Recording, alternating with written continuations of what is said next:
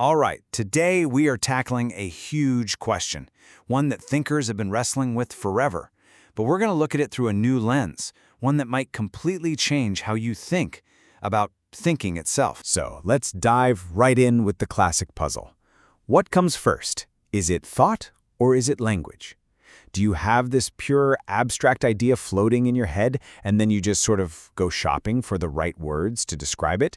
Or do you actually need the words, the structure of a language, to even build that complex thought to begin with? For the longest time, this question was at the heart of how we understood the human mind. I mean, philosophers, linguists, you name it, they've all picked a side in this debate. So you've got two main camps, right? The thought-first crowd, they believe your mind is full of these raw concepts and feelings, and language is basically just a tool for putting labels on them. But the language-first team, they see it completely differently. They argue that without words and grammar, our thoughts would just be a big, jumbled mess. For them, language is the actual scaffolding you use to construct a really complex idea. But here's a wild idea. What if that entire debate is just wrong? What if arguing about thought versus language is, like this quote says, the same as practicing medicine before we even knew what a cell was? It means we've been looking at the symptoms on the surface while totally ignoring the basic biology of what's going on underneath. Okay, so let's set aside the philosophy for a minute and get into the biology. Because to really get this, we have to go deep inside the brain. And here is the absolute key. Once you get down to the level of neurons firing, that whole distinction between thought and language, it just disappears. They are at their core the exact same thing, just patterns of electrical and chemical activity inside your brain. And it works like this. Some kind of stimulus hits your senses, a sound, a picture, a word you hear. Your brain immediately starts processing that information, and it creates a unique neural pattern to represent it. That pattern then gets saved away, and boom, that's a memory you can call up later. Now, the implication here is pretty incredible. It doesn't matter if you hear a word spoken out loud, read it on a page, or see it in sign language. It all gets converted into the very same stuff inside your head. Your brain is this amazing universal translator, turning every kind of language into its own internal code, a neural pattern. So, if we accept that thought and language are both just these neural patterns, well, our old definitions are going to need a major overhaul. We need a whole new way of thinking about, thinking. So let's circle back to that question we started with. Is thought possible without language? Well, from this new point of view, the question itself starts to seem a little ridiculous. It's like asking if you can have water that isn't wet. The question assumes there's a difference that, on a biological level, just isn't there. So a much better distinction isn't thought versus language. No, it's about the different kinds of patterns. On one hand, you have simple, unstructured patterns. Think about recognizing a friend's face, or the memory of how coffee smells, or just a gut feeling. But then you have structured patterns. These are complex ideas you can combine and recombine. And that's what we've been calling language. This neural pattern model doesn't just clear things up. It also gives us a totally fresh perspective on human evolution and what makes us so special, or maybe what doesn't. And check this out. If thought is simply making and remembering neural patterns, then basically any creature with a brain is a thinker.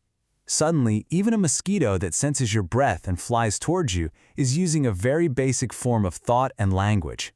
It's a stimulus creating a pattern that triggers an action. So what was the big deal that separated early humans from our primate cousins? It probably wasn't some massive, overnight brain miracle. The evidence suggests it was actually a pretty small jump in our brain's ability to handle complex patterns. Think of it like this. We didn't get a whole new computer, we just got a slightly faster processor that pushed us over a critical threshold. And crossing that one little line changed absolutely everything. But even that is not the whole story. Believe it or not, the biggest revolution in human intelligence didn't happen inside our heads at all. It happened out there, in the world. Because the real game changer for our species wasn't the hardware in our skulls. It was what we learned to do outside of them. We invented external memory. We figured out how to take those neural patterns, those thoughts, and embed them in the physical world. For almost all of human history, knowledge was temporary. It lived and died with each person. But then we started offloading it. First with things like tools and cave art. Then came the massive leap, writing, around 3500 BCE. For the first time, knowledge could outlive a person. Then, bam, the printing press in 1440, and knowledge just exploded. And now, we're in the digital age. Each step created this insane, accelerating avalanche of shared information. And the speed of this is just mind-boggling. Pretty much everything you see around you, everything we call civilization, was built in just 10,000 years. That's a blink of an eye in geologic time. Our DNA didn't change in that time. Our information did. We effectively outsourced our collective memory to the world itself. All of this brings us right up to today, and to a really radical new way of seeing what it means to be human in this century. So you've got these two competing views of us. The old genetic view says, hey, we're basically the same animal we were in the Stone Age. But this new informational view, it says we're a species that is constantly, rapidly evolving. From this point of view, your mind isn't just the stuff between your ears. It's a node connected to a vast global network of information. And the implication of that is just profound. Human thought is no longer trapped in individual skulls.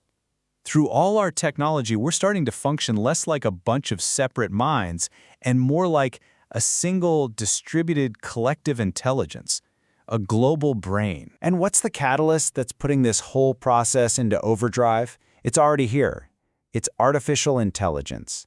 AI is the ultimate tool for externalizing knowledge, for accelerating these connections, and for growing our shared social brain at a speed that makes everything before it look like it was standing still. So, we end not with an answer, but with a brand new question for our time. As AI continues to wire all of our minds together into this global intelligence, what does it even mean to have an original thought?